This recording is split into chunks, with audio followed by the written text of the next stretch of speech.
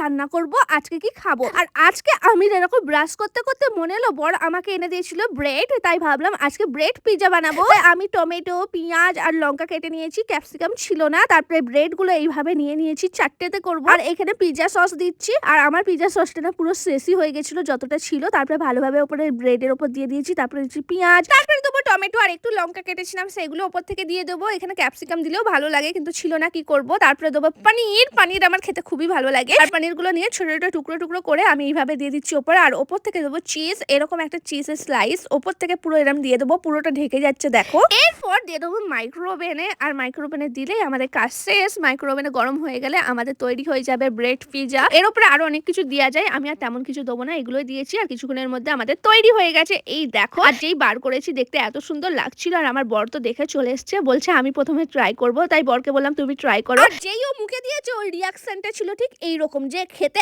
এতটা বাজে হয়েছিল দেখে লাগছিল, কিন্তু ও বললো নাকি গরম, তাই ও আস্তে আস্তে ঠান্ডা করে খাচ্ছিল আর খেতে বললো অনেক সুন্দর হয়েছে। তারপরে আমার খাবার পালা, আর সত্যি খেতে অনেক সুন্দর হয়েছিল। কার কার পিজ্জা ফেভারিট কমেন্ট করে বলো।